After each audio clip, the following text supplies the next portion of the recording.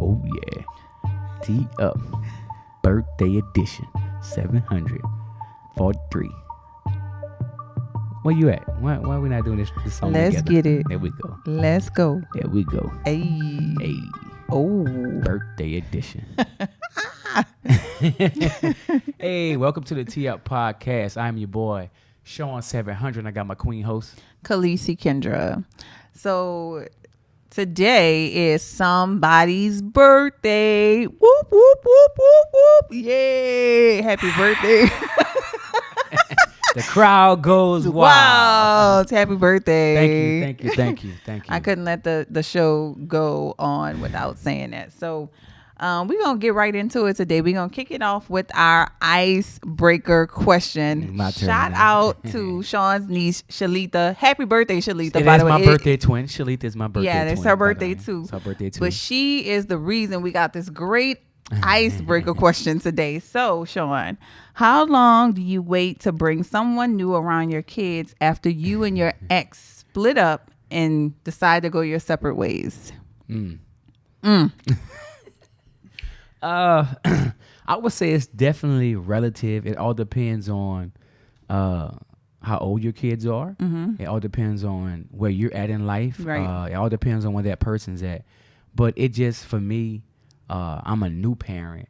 So it would be a very long time, I think, because our kids are very small. Yeah. If that was the case, it would be a while before somebody met our kids at their age. Yeah. It is a tricky situation because I know historically, by me having a daughter that's older, my daughter Bree, she's 21, but when she was young, I definitely was very weird about people that I would bring around her. Right. So it wouldn't be until it was like a serious sort of situation before I actually would bring somebody around my daughter. But in hindsight, I could see how you would want to bring somebody around early on because you've gotten serious with this person. And what Right. if your kid don't like the person, or what if the person don't like your child? Man, look, you got to start all over. So I'm gonna answer this question from the father side because that's how we got on. That's how the question came about. I was asked, how long would I be comfortable? How long would I be comfortable before I'm comfortable with Kendra introducing my kids, if we broke up, to another guy? My answer was, I just want full custody if you gonna date. If you gonna date, I might as well you just give me the kids and you go date and let me raise the kids. Okay. Is that realistic?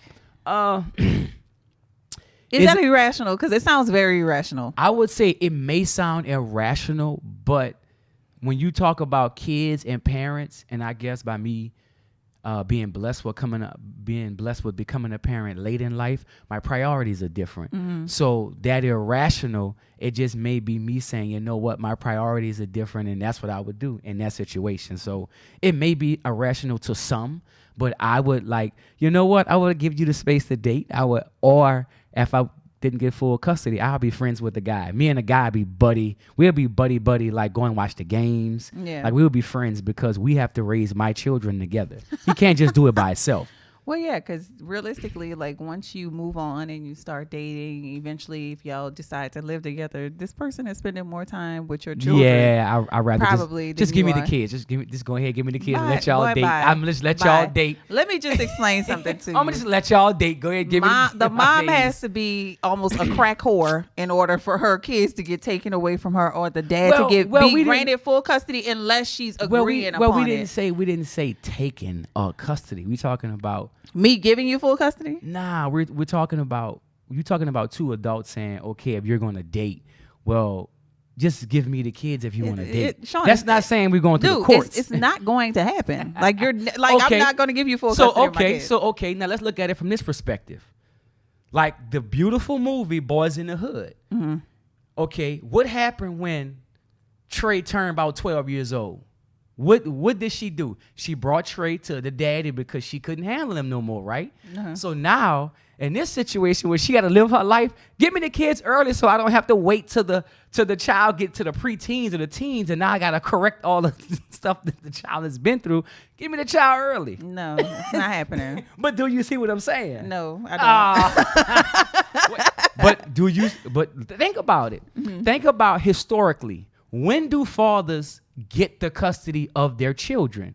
Preteen and teenage years. Why? Because they're starting to act up. Okay. For some reason, the dad always get them in that period. I'm just saying, if I get them a little early, I think we'll fare out a little bit better. Well, buddy, let's just We'll stay fare out a little better. if we Let's get 'em a just little stay early. together because you're not gonna fare out good in that situation. You're not getting full custody of our kids, okay? Man. Well, with that being said, let's tee up our conversation today. What are we talking about? What do you bring to the table? So what do you bring to the table? yeah, so let's get ready to have that conversation because Okay. otherwise you might be in a situation where somebody want full custody of your kids. That's not full custody. That is full custody. That's just a price. You know what? Maybe it's just a new concept of women not hearing men speak like that, of making the kids priority. That's why. Yeah. But you do have some men that would love custody of their children. That's great, and we can share custody, but you will not be getting them full time, honey. Okay, just because you mad about me dating. Anyway, sound like you're mad. Okay, I want you to live your best life. Y'all can go travel. Y'all can do everything. Just give me the kids. sound good. Sound good in theory, right? So anyway, what do you bring to the table? What does that actually mean? Bring it to the table. It depends on what you're talking about. It depends on whether it's relationship, friendship, whether it's in family, being a sibling. I think the core concepts are the same regardless of the type of relationship you have, unless it's like a business relationship or something like that. But Right. like if you're talking about family, friends, and intimate relationships, I'm speaking of like, what do you bring to the table spiritually, emotionally, intellectually, lifestyle wise? Right. That's what I'm referring to. So Well, that's from that perspective. When you say what do you bring to the table, let's say we speaking in a relationship perspective. In that perspective, you have to get to know the person to see what that person needs at that time. yeah, Because you can say I bring to the table this, that, and that, but if it's not warranted or if it's not needed right now at this period of the relationship where this person is, it's going to be nine and void. You're going to be trying to give this person something that they don't need right now. Right. So it all depends on what the person needs. Now, what you bring to the table as far as myself, I have to bring two things, I think. I have to bring understanding and I have to bring compassion. Because when you start a relationship with somebody, whether it's a friendship or a relationship, what you want to have is you want to have understanding from this person's perspective of life, but you also want to have compassion based on what this person's been through. Because if you got to love this person, you got to know how to love this person. If you just giving this person stock love like everybody else get, it might be a misunderstanding or the love might be missed because it's not specific to the person. Yeah, that makes sense. And I also think it depends based on a person's age, their level of Definitely. maturity, and like their life experiences. So let's kind of talk through like some of the cornerstones of like what each one of those things sort of means. So like mentally, like somebody's mental stability.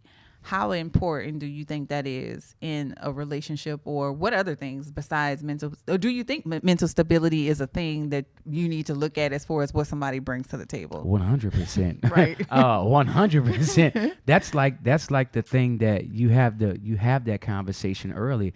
Like I always tell you, I think the second question you should ask somebody is, what meds do you take? Not to be funny, but you have to realize medication is a result of something. It's not because they're trying to hide something. They've actually been clinically diagnosed, and you may have to adjust how you speak to the person or how you deal with the person when they're on their meds, and you have to find out how they are off their meds. Yeah, I know. I like in particular, like for women, birth control can make you like, based on what I understand. I used to be on birth control before I had the babies, and it can make you kind of hormonal and moody and these Right. kind of things. So that's like one good mild example. But I'd imagine for somebody who's on like an antidepressant and they stop taking their medication, you may need to know that, or some other form of Or medication. it may be a side effect that you might have to Adjust to this person on medication. Yeah. What about like how self-aware you are? Is that like a mental sort of thing? Because to me, like, self-awareness is super, super important. Like, how self-aware you are about your actions, how your actions impact other people. Right. How self-aware are you about the things you say, like that kind of thing. Like, how important. So give me an example of like being self-aware. So I know personally for myself, like, that I can be moody at times, and I'm very self-aware of it. So I'm very cognizant of how I speak to people, and I'm very aware of not to like be aggressive in my tone. Right. So that's like self-awareness. Right. I'm self-aware about a certain thing about myself, but there is like been things where you've pointed out to me and I'm like not self-aware that this thing that I'm doing may be a toxic trait. And I'm like, Right. well, in hindsight, I can understand like why that thing would be considered toxic, but in the midst of doing it, you don't even realize that it's Right. a toxic trait. Right. But it's, if your partner brings it up, then you can kind of look at it. But that brings me to another point. Like, how important is it mentally to be able to accept the things that people tell you about yourself? I think that is the most important thing that I've learned in life. It's very important. Yeah. The people that love you, the people that surround you every day, if these people can't give you a critique, it's going to be hard for you to grow in life. Yeah. The people that surround you every single day, your family, your loved ones, your significant other, these people should be able to give you a critique about yourself. That's how we get better. Yeah. Even on your job, every 30, 90, 180 days, you get a... Once a year, at least, once a year, you get a review. You get a review Yeah. of your performance at work. So just think about being proactive. If you got a critique of yourself every 3 to 6 months of who you are as a person, think about how much more self-aware you will be. Yeah. You know what I'm saying? I think that's very important. Yeah. But it got to come from somebody that actually loves you. It can't come from somebody who got ulterior motives because based on what they want you to do, it benefits them. It has to come from somebody who's... Look, I'll say this. Take a critique from somebody that's not afraid to argue with you about something bettering you. Yeah. That's a great way of looking at it. As long as they arguing with you about something that's gonna better you and they don't have a benefit, that person care about you. I agree. The other part to that too is you also have to keep in mind that people are filtering things through their lens. Oh yeah. And so the way they may perceive something may not be your intentions. And so the cool thing is the ability to have to be able to have the conversation about it, because the way you're perceiving it may not be the person's intentions. Right. And so it's important to be honest about how you're feeling. It's important to be transparent. And it's important to be open to the constructive feedback that you're getting so that you can articulate like what is actually happening. Right. Because sometimes like we may be perceiving things through our lens of life, right, and that's just not like what the other person is trying to convey. So let me ask you a question. So add on that. So how important is vulnerability when you talk about bringing something to the table? Because that's something that you can't see, but that's something that you can hear, and it's something that it has to be brought. Vulnerability. Yeah, vulnerability is like probably top 3 on the list of things that you need in order to probably have a good, productive relationship. Just the capability of being vulnerable, and the acceptance of the person being vulnerable is like super important. Right. Yeah. You know what I also think is important mentally, and we'll kind of go on to some other areas after this, but how do you handle adversity or conflict? Definitely. Man, listen, you all know who a person is. You let them get mad at you. You gonna see. I typically think when people get mad, you see their true colors. Or you see their true colors, or you see them in the defense of themselves. Mm-hmm. Because a lot of times, if your loved one get mad, they should be getting upset in the protection of you. Right. So if this person has if this person is upset and it's towards you, we've had a breakdown in the team somewhere. Right. We've had a breakdown of communication in our own relationship. And that's why the ranks have turned in and we are at ends, because now there's been a breakdown.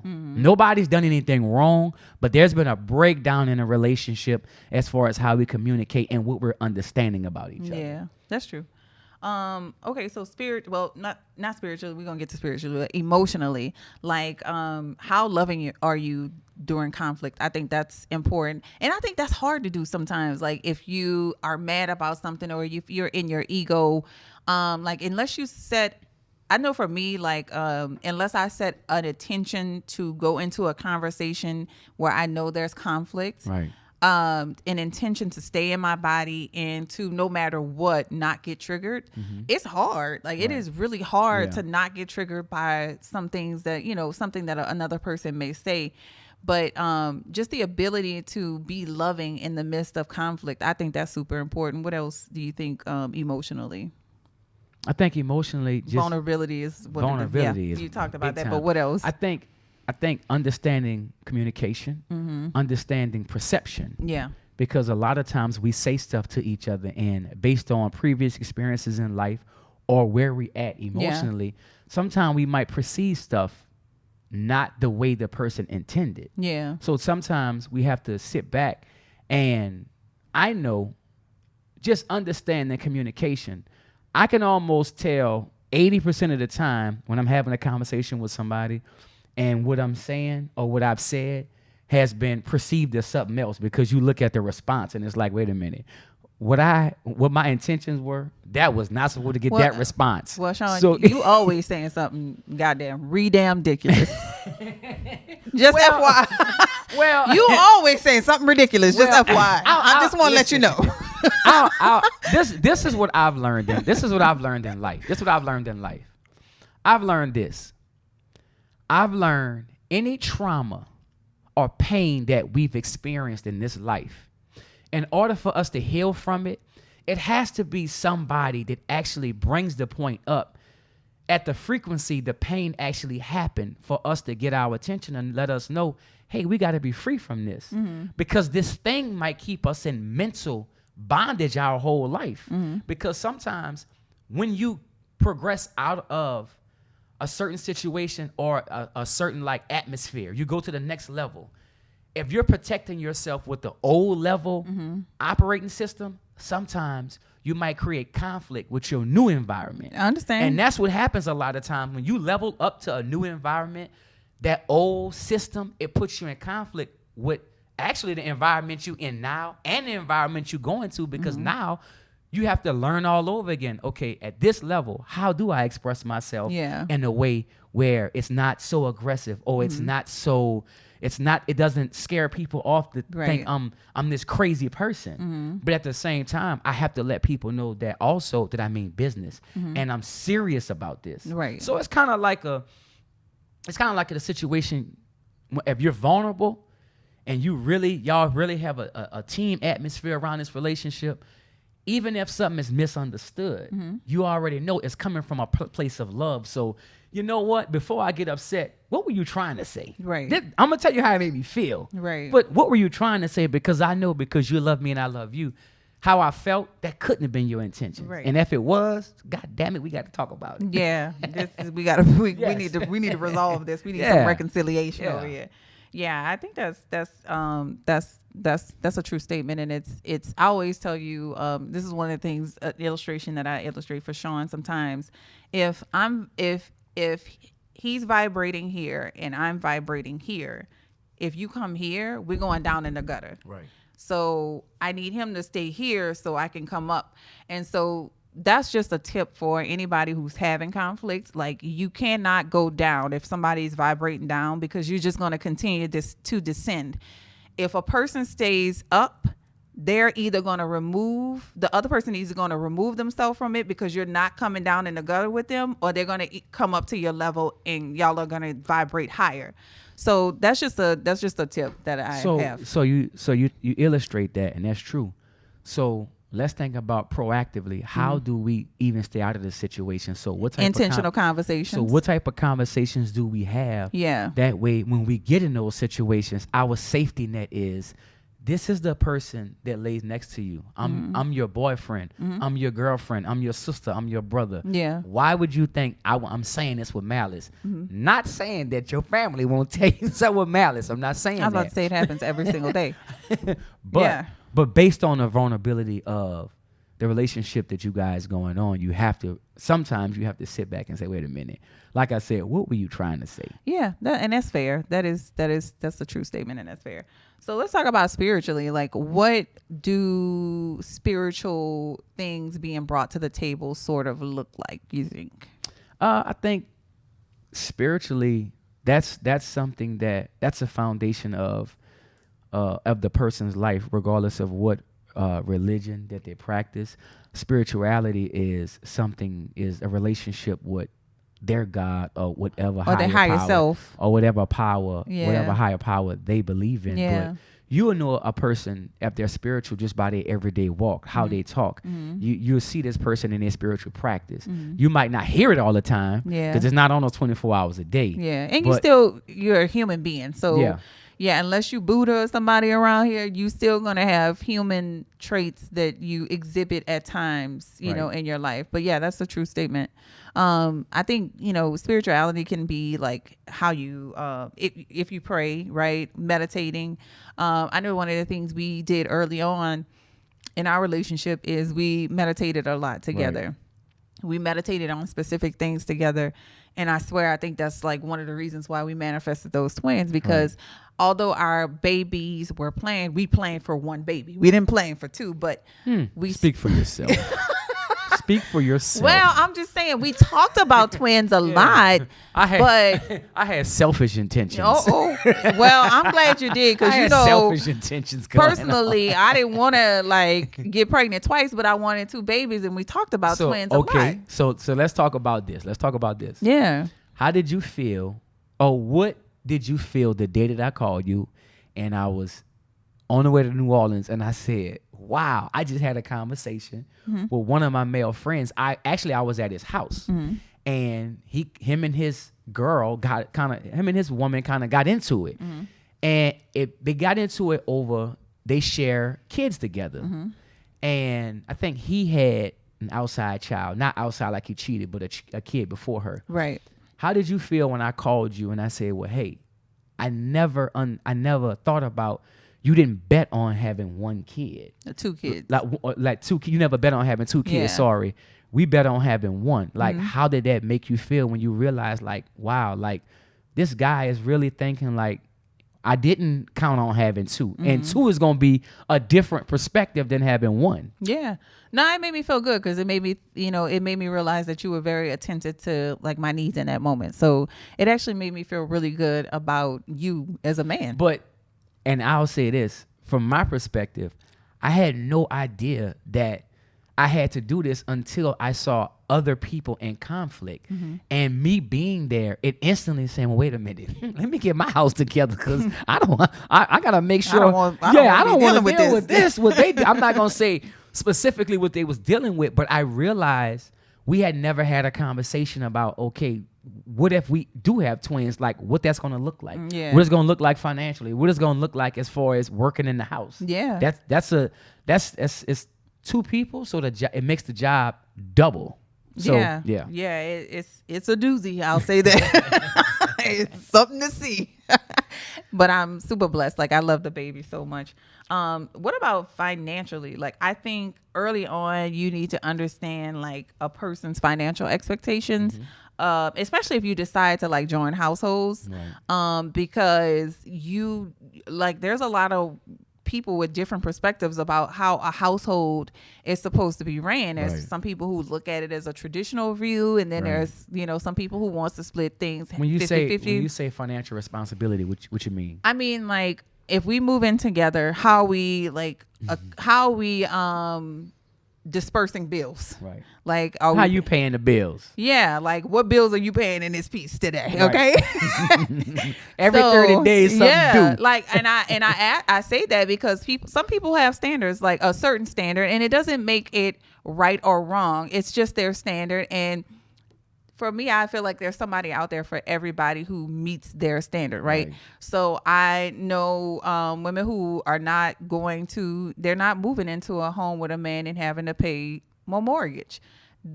Based on their experience in life, how they grew up with their parents, that's the structure. Right.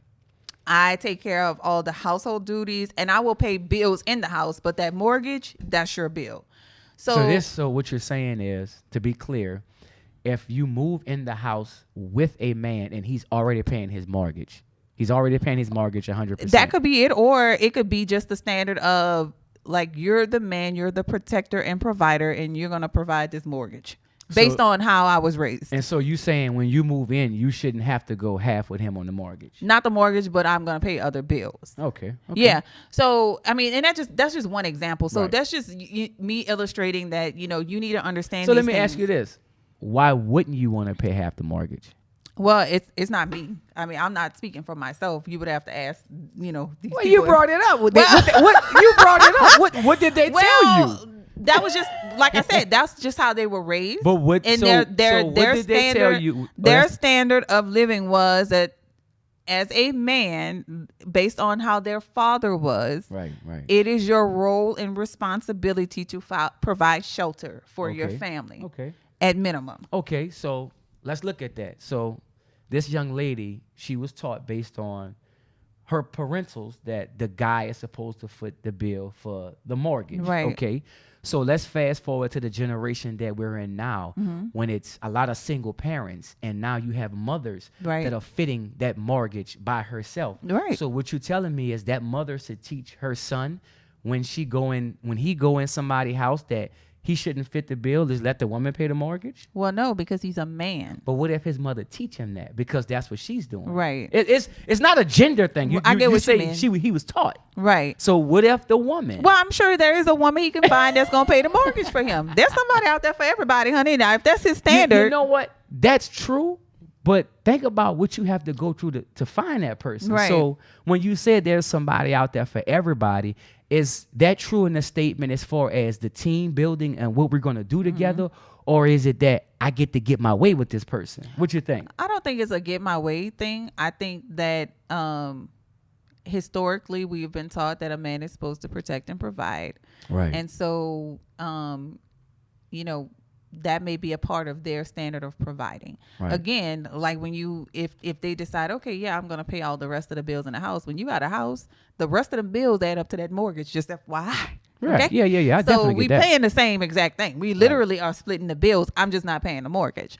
So it just depends. And like I said, is when you show up and bring in, what you need to understand, like what a person brings to the table as far as like their standards of financial capabilities or financial expectations. So that's just one thing. You also, to me, you need to understand, like if a person is showing up like as a saver or a spender. Because that can definitely, like, I like to spend money, honey. Right. Like I told you, you ain't gonna never have an issue with me cheating, but you might have an issue with me spending some money. So that's a great point. But these are the conversations that when we first meet, these are the conversations when we going out to dinner in a movie. We need to be having these conversations. Yeah, because dinner in a movie for us is like $200-$300 every time. Like I'm just saying. We need to, and that's the thing. So it's like, when do you start dealing with these priorities? How early after you meet someone? Because when we talk about bringing to the table, a table has 4 legs on it, okay? So you have to bring your piece of the table, and I have to bring my piece of the table. And as a team, collectively, we create a stable table. Right. So you have to realize, when do we start constructing this table? Right. In the beginning of the relationship or 2 years in? Not 2 years in. No, that's too late. The table gonna fall. It's gonna fall. So when do you start having these conversations about economics, expectations, and limitations? Yeah. Because you have to realize, just because one person might be a person that has all these lofty goals, the other person just might be a cheerleader, or you know what? I'm gonna be your water boy, your water girl. Yeah. Whatever you need, Yeah. I'm gonna get you. I'm not gonna partake in what you doing. I'm not doing None none of of my what you business. doing. It's none of my business. And but that I might will be, help you. Yeah, that might be okay too. Again, that's your standard. You just have to find somebody that aligns with that. Yeah. So when you say find somebody, what do you mean? Because when you say find somebody, now what you're giving people the right to do or the wiggle room to do is when this person don't do what I say, I'm gonna just go find somebody else. And what happens is every time you get into a relationship, it's a growth spurt. Because once you get with somebody that you've never been with, now that iron is supposed to be sharpening that other iron. So even if the person says, well, I can't fulfill that, but I can fulfill this for you, this might be more important than what you was taught. It's a weighted average. You know, I'm a numbers girl over here. You know you're dealing with a numbers girl. So when you say, and I think a lot of people in our generation, we have this, oh, it's somebody else out there. And it's like, when you think about it, is it really somebody else out there? Like, really, when you think about it, I want people to really think about the person that you want, the person, your structure of what you taught and your goals and your structure of what you was taught, your principles as a child from your parents. Do you see that walking around in your age demographic and it's somebody that you could be in a relationship with? Yeah. No, that's important and that's fair. I think, you just got to really assess like what it is that's important to you, honey. But you think about, okay, let's think about this. Let's think about as children, let's just talk about our generation, why we were taught certain things. Yeah. So if a parent taught you something out of pain, out of protection, out of because they didn't get this, so now you're doing something in life because you was taught because a person didn't receive it. So now it might not serve you when you really meet somebody that's for you, because now you're hell bent on this is what I was taught, and this person could not be the person that you necessarily want, but they might be the person that you actually need right now in your life, because this person can grow you based on where you want to go. I understand that. That makes sense. And you just have to assess why you do the things that you do. Why do you show up to the table with the things you show up to the table with? I think that's a fair point. I don't disagree with you at all. Yeah. So what about intellectually? Like I think mindsets are important, like how flexible or how rigid you are in a mindset. That's important, I think, because mindsets are very important. Yeah. It's very important. I mean, it's just it's just like you have some relationships. Some relationships are based on process. We're going to figure it out. We're going to have hard times. It's going to be hard. We got to just tough it out. And you have some relationships are based on intentions. So if we building on intentions, it's like this. And I'll make this super quick. It's like if you tell the average, and I don't mean average in like intellect, but if you tell the average person, if I give you lemons, you know what they're going to do with it? They're going to make lemonade. So the process of making lemonade is we have to do this. But you have another couple that if you give them lemons, because when they meet each other, they plan something, they're going to say, you know what? Let's cut these lemons open, bury these seeds, take this water. Let's water these seeds, sit back, get to know each other. And when everybody show up, we're going to sell lemons. So now we've made money for the next generation and the next generation. So it's a difference than you saying we just going to go through the process of making lemonade, or are we going to sit here as a couple and develop a team and plan out how successful this family is going to be. Right. When you have that proactive perspective, you always tend to have new problems. Yeah. And you have problems you've never had before. Right. Like, what are we going to do with all these trees now that we're selling all these lemons? Yeah. It's just a different perspective of looking at it. Right. When you look at it from a perspective of intentionality. Okay, what are your intentions when you get in this relationship? Yeah, no, I agree with that. I think intentionality is super important, super helpful. I know like this week I've been like setting goals with intentions and writing them on our whiteboard in the kitchen. And like I can literally see my goals every morning. And so it keeps them in front of me. And intentionality has helped me to achieve and keep those goals. So intentions are super important. I have a question though. Let's go. I got an answer. What do you think I bring to the table in our relationship? What you bring to the table, you definitely bring, you definitely help mate. You definitely are awesome with the kids, and you definitely could be a sounding board in a lot of capacities of life. Definitely. Yeah, I appreciate that. I know, like, from my perspective, I think just in order of like importance, um, my loyalty, like my mom always says, you're loyal to a fault. My communication. So one of the things that I realized about myself is that I'm extremely introverted in a lot of senses. So a lot of times, I have to, instead of outwardly communicating, I have to write it down, and it Right. makes more sense, and then I can share my thoughts. So just the level of self-awareness about that. I'm also very flexible in my thought processes. I don't think I'm rigid at all. I'm like willing to hear what other people have to say and understand things from their perspective. And then the other thing too, I'm extremely playful. I don't think a lot of people realize that about me. I'm extremely silly and playful and goofy. So I think those are the things that I sort of So bring you to the answer table. the question back to me. Well, no, I'm just saying, like, I'm just saying, I'm telling you what I think about. Oh, Yeah. oh, I thought that was about you. That's about me. Okay. No, that's about me. Yeah. Okay. No, I was going to ask you about you too, and then I was going to, kind of give my feedback. So I got you. yeah.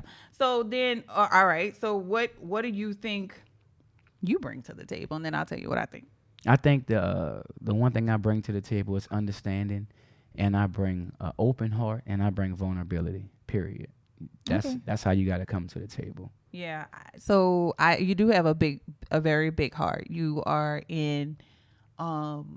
always in a stance of wanting to give. You're a great father, and you're extremely disciplined when you set your mind to something. So those are the things when I think of you, like what come to mind is like one of the things, some of the things you sort of bring to the table. That discipline helps me because I'm like, dang, I'm not disciplined enough with certain things because I see how disciplined you are. Right. What do you think like my areas of improvement are? I'll say your areas of improvement. They change based on priority of what we have going on in life. So I wouldn't say there's no one area of improvement, but when you say you're flexible, that's the if you're flexible like you say you are, that's improvement on its own. Yeah. Because priorities shift, Yeah. bills shift, children shift, sleep patterns shift. So that flexibility, that's perfect. Yeah. So I think doing things outside of you and the kids is like an area of improvement for me. And I also think that really focusing on like some of my subconscious decisions of patterns that I may have that I'm not really aware of because it is a subconscious thing. Right. Like, why do you do some of the things you do or say some of the things you say? I think that's an area of improvement. Not that I feel like I'm around there doing and saying a whole bunch of stuff that I'm not supposed to, but when there is something that comes up, just having the mental fortitude to say, oh, yeah, you brought that to my attention. That it is a thing. Like, I'll look into that. I'll address that. And what I'm trying to illustrate to everybody is this is how you have the conversation. Yeah. Like, you just sit down and you talk about it. Yeah. And it's okay to be vulnerable, and it's okay to accept like your part or role in so something. why do you think people are so, I'm not going to say afraid, but fear is a big part. Why do you think people are so skeptical about being vulnerable with someone? I don't think people like to hear things about themselves. I don't think people like to hear things that they perceive as negative or that they may not be doing quote unquote right. I think it's hard to hear things about yourself that you need to improve on. But it's okay. So what do you think about the people that entertain all the beautiful lies that they put out? and like, you know how people might say, you guys, like, people might say something sarcastic like, oh, look at Kendra and Sean, they got the podcast, they're making all the money now. And instead of saying, no, we're not, we say something like, you know, we gonna do our thing. And it's like, hold up, this don't cover no check. Like, No. be honest. Like, time out. Not yet. You gonna get us robbed. Don't do that. We Don't love say a that. check. Yeah, Anybody out there don't- who don't wants to say give us a that. check for this, we'll take it. But Yeah, like- today, there's no check involved in this podcast. Don't say that. Only spending. Yeah, don't say that. So what do you think about the people who sarcastically speak them up just to see what they're doing, and they let this go instead of correcting them, saying, wait a minute, Yeah. I'm not on that level yet. Yeah. I haven't got there. Well, some things just don't need to be said. Nah. No, then listen, because sometimes you don't know what a person's intention is. Like, why you doing all that? Now, if you want to know something, just ask me. But like, sometimes I'm gonna just let you go with whatever you want to say. But what I've heard people say, you gotta fake it until you make it. I'm like, no, you don't. Who taught you that? I don't agree with that. I don't know who is teaching people that. Yeah. That is not true, because if you're faking it, the second you get around somebody who's really doing it, they're going to see anyway. Yeah. And it's going to make you feel a certain type of way. If you know for a fact you're not doing that every single day. Yeah. Now, you might watch a lot of YouTube videos on it. It's like when I was doing the extras in like the shows, people's like, oh, you're gonna be a movie actor. Hold up, I have no lines, I have no nothing. Now, if you want to speak it into existence, yes. Right. But right now, I'm not gonna say, yeah, they about to give me a script and I'm gonna be an actor. And it's not set life. I'm not hashtagging set life. I'm not doing that. I'm just an extra. They don't even like us to talk in here. They feed us like chips and stuff. Like, I'm not gonna lie to you and make this look more glamorous because than what I'm it doing is. it. Yeah, I'm gonna act. Now we're gonna have fun with it, Right. But I realize in life a lot of people don't like hearing a lot of truthful stuff about themselves because people are so used to telling beautiful lies. Yeah. There's a lot of beautiful lies people tell, and it's like, wow. And you listen, it's like, that person gave me a compliment, and it's like, but you know that person is like not telling the truth. And it's like, why you don't say that that's not you. Yeah. Like, that didn't fit the bill. But I think on the flip side, when you do meet somebody, and 90% of the time, I'll say this for myself, the best thing for you to get is a critique from somebody, especially somebody you love. Yeah. The thing about getting a critique, I'll say this, it has to come in a very sterile environment. Because when somebody's giving you a critique, they're actually cutting old scabs away.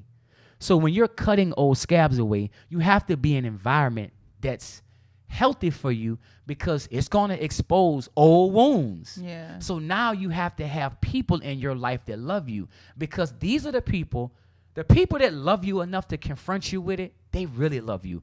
Because for me, when people would confront me with stuff about me, I would get pissed off at everybody around me that never told me. And I'm like, who else knew this and didn't say anything? Right. Like, I could have been got over this. Or what opportunities that I didn't take advantage of because my attitude, because somebody could have said, Sean, don't look at it this way. Look at it that way.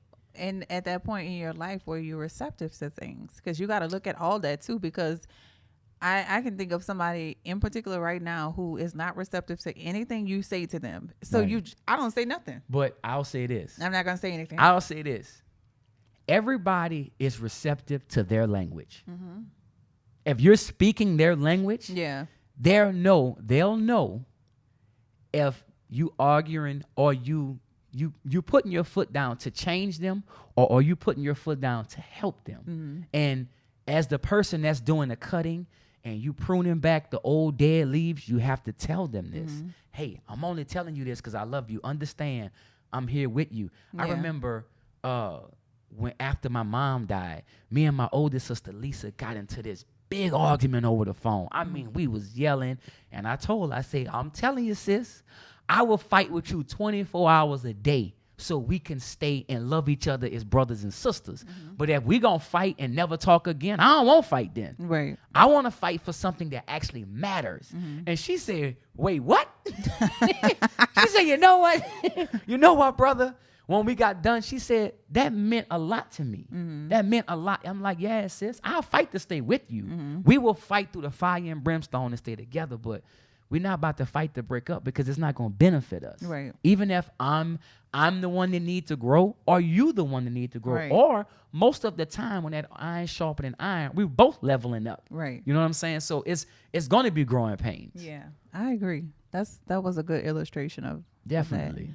Yeah. So I think what else is good to understand is like, in terms of what people bring to the table is like their skills. Right. Like when you start dating a man, like how handy is he? Like, is he a handy man? Yeah. Can he take a carburetor out? Can he I cut ain't grass? saying cutting grass is important. I don't know about a carburetor because that sounds very complicated, but cutting grass is important. That's on the old school. That's a guy with the old school. He got a project car. He taking the carburetor out.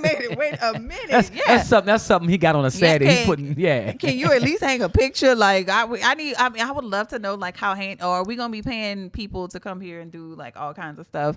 Like how good of a listener are you? Are you actually listening to understand how a person is feeling, or are you just listening to respond?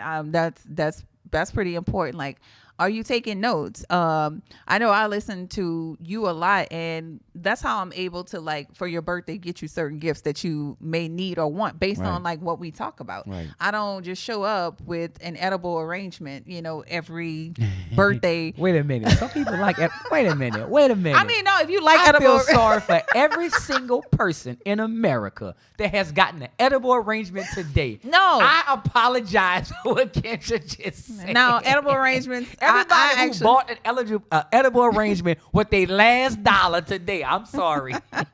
No, there's nothing wrong with edible arrangements. What I'm trying to articulate is that sometimes the edible arrangement can be replaced with something that the person actually needs based on the conversation that you had right with them, instead of spending whatever an edible arrangement costs. I totally understand that, because I know in my earlier years, and in my earlier years, I would purchase stuff for my girlfriends, and I would go back and ask them after we broke up, like, I was a good boyfriend, and they was like, no, Sean, you was actually like a shitty boyfriend.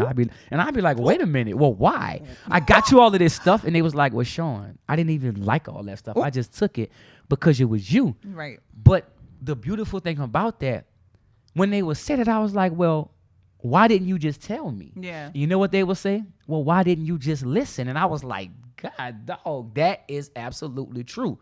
But if you don't go back and have these conversations about people that you've been in relationships with, whether it can be friendship, emotional relationship, or a brother or sister, how do you know when to level your effort of what you bring to the table to the relationship? Mm-hmm. Because now, like you said, now I have to listen, because sometimes people may want certain things, but if you're in college, if you're going back to college or you starting this new career, you might need books. Mm-hmm. I might need to get you a Starbucks card. If you do Starbucks, I might need to put $1,000 on there because you in school now. Right. It just all depends on what you need based on your lifestyle, not what I want you to have because it's gonna make me feel good when you have it. Yeah, anticipating your partner's needs based on how good of a listener you are is, man.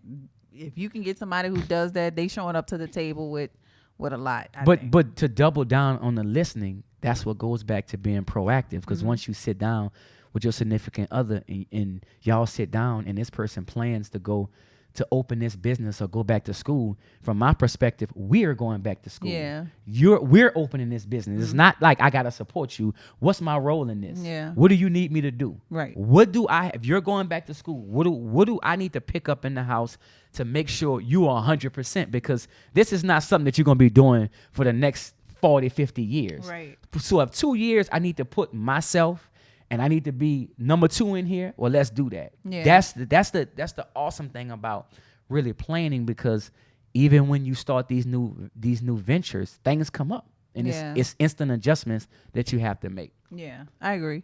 So, what about when understanding like what you bring to the table is not valued by the person that you're actually in a relationship? So I'm gonna illustrate this. Mm-hmm. I got 2 degrees. I make 6 figures, but the person you with don't really care about any of that stuff.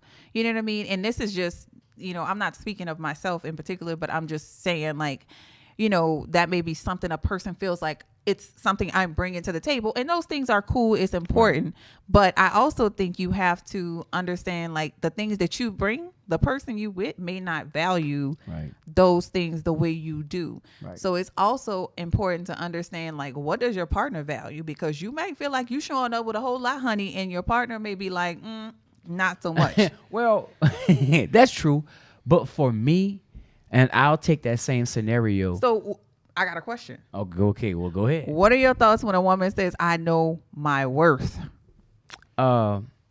I've always. Because that kind of falls in line with All right. I'm gonna go ahead and say it. You gonna say something ridiculous? Okay. Trigger moment. Trigger warning. Sean's opportunity to say something ridiculous.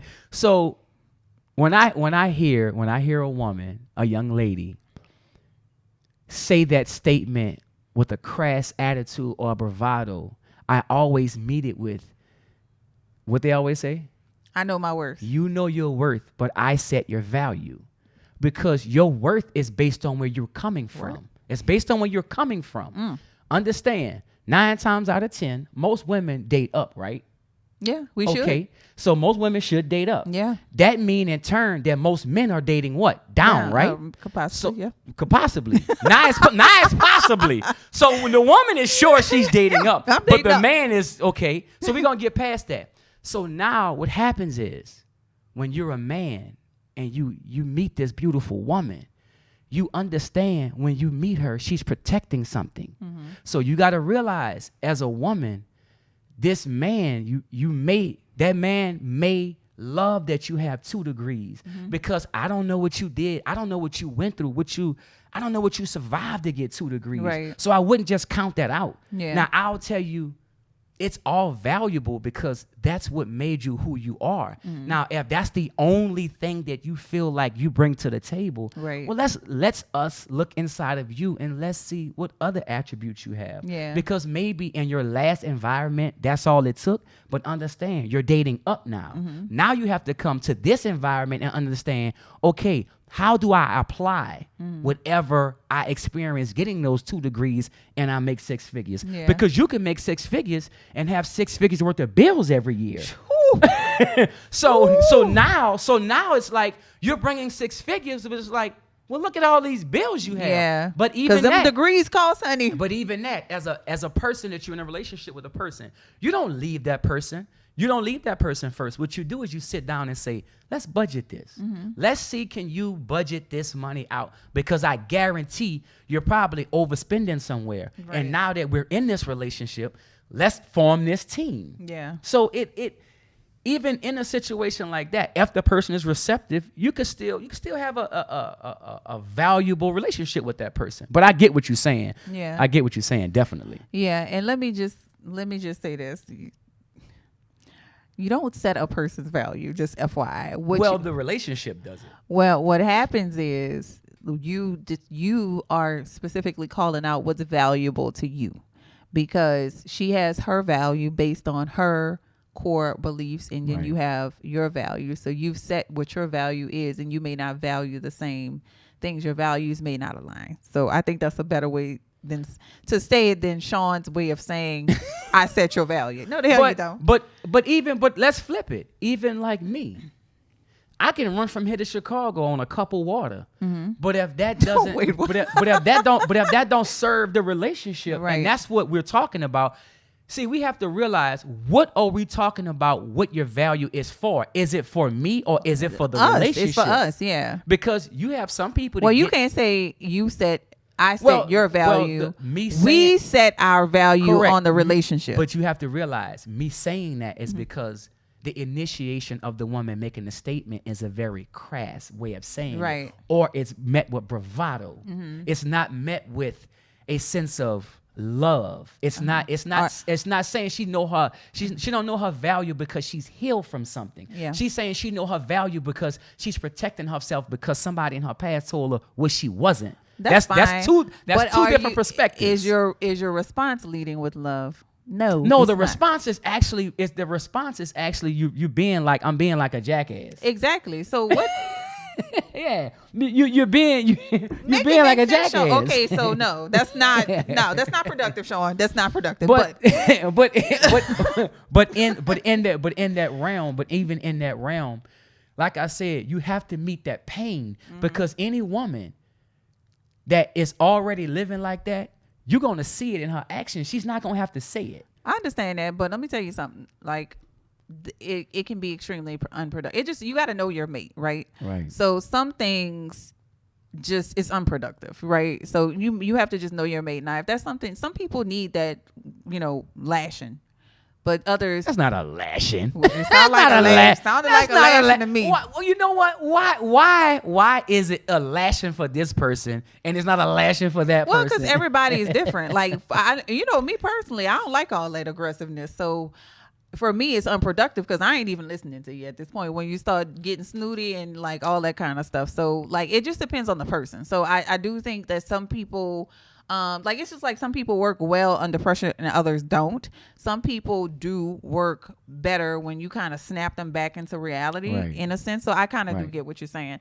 So so a few other things I think, like, bringing to the table are important. Like, what kind of parent is a person? Like, Right. Definitely. Patience, Oh. honesty, courage, dependability. Lord have mercy. Are they dependable? And like, how do they feed your soul? Are they willing to have like hard conversations? So those are some of the things that I think that are good things. But even, let's say those things, courage, dependability, like somebody you could depend on, somebody that has courage to actually help you over something that you might be dealing with. All of this stuff is not universal. Yeah. Because every age group, let's say you got 20-year-olds, you Yeah. got 25, 30, 35, You all the gotta way up. understand, You yeah. have to understand that these people don't bring the same thing to the table Yes. at every age group. Right. So you can't look at 40-something-year-olds and say, well, you're 21. You should know this already. And it's Nah. like, that's not Everybody necessarily grows true. and learns at different Yes. rates. So I think it's important to understand like what a person is showing up with to the table based on your needs and like how closely And based on where they're coming from. Yeah, and how closely can you align in order to have a productive relationship? Right. One other thing I'm gonna ask you before we wrap this up is, how do you manage through the not so good things? Because I think we all show up to relationships with not so good things. And I think it's just tricky because, like, like I was saying earlier, sometimes I can be moody. So I know that's like Right. a not so good thing. It's unproductive, right? So Right. like, how do you manage through the not so good things, you think? I'll say, for me, the way you manage through the not so good, the growing pains, is you have to continue to lean on and stand on what we planned. Yeah. What did we say this relationship was going to do? What is our plan? Yeah. It's just like, and I'll illustrate it. It's just like my Airbnb business. Mm-hmm. Sometimes when I'm feeling down, if I'm not getting bookings, it's like, wow, man, it's a slow season. You know what I Yeah. go do? I go read my reviews. Yeah. Because these people are giving reviews of somebody they've never met. Mm-hmm. But the reviews are good reviews. Yeah. They're great reviews on my business. So because I sought out to be a good business person, Yeah. and the plan was to be productive in the business. So when the business gets slow, you go read your reviews. A relationship is the same way. Yeah. When the relationship gets rocky and y'all start Going through growing pains. start going through growing pains, you got to go back to the real pictures you guys had when you were really, really happy, the vacations you went Yeah. on. Understand The positive conversations you've Understand the had. positive conversations. Yeah. What make you laugh about this person? Yeah. I would never value a relationship with somebody based on monetary things, because you're going to turn the relationship into a monetary relationship. Yeah. And at that point, you're going to have to decide, am I in a relationship for monetary and bills, or am I in it for love and emotions? Because if you don't know how to intertwine both of them, either the relationship is going to be empty, or one of the other person is going to be empty and not fulfilled, because now our priorities and what we need from the relationship is different. Yeah. I think that's a true statement. So just really paying attention to like the positive aspects of the Definitely relationship. stay positive no matter what. Stay positive, be realistic, but stay positive, and have the open conversations about the things that are not so good. It's okay. Like, nobody's perfect. Nobody is an angel. We all make mistakes. So we have to be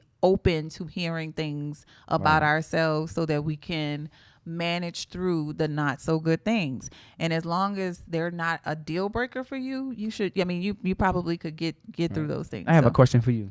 Okay. Do you think everybody liked the new set? We have a new look. Do you guys like the new set? We want I like it's lighter in here. Yeah. So I forgot. Yeah, we forgot. We just showed up. Yeah, we just showed up talking. Yeah, we gonna start. Yeah, people gonna be like, Yeah, they're in a new place. Yeah. So hopefully y'all like our new set. We're excited about continuing to film here. We think it'll be a better fit for what we're trying to do, achieve, and accomplish. We will catch y'all next time. I would like to shout out our awesome engineer. Yes. You can't see him. He's our the awesome bomb. engineer, this Michael. guy, Mike, does everything. He's perfect. He is if perfect. you need an engineer to run your podcast, Mike, now I'm going to let He's you your know. guy. He's going on vacation in September. So for a few Fridays, he ain't going to be here. But Mike, as an engineer for this podcast, He is a rocks. dog. Thank you. We will see you guys next week on the Tee Up Podcast. Next time.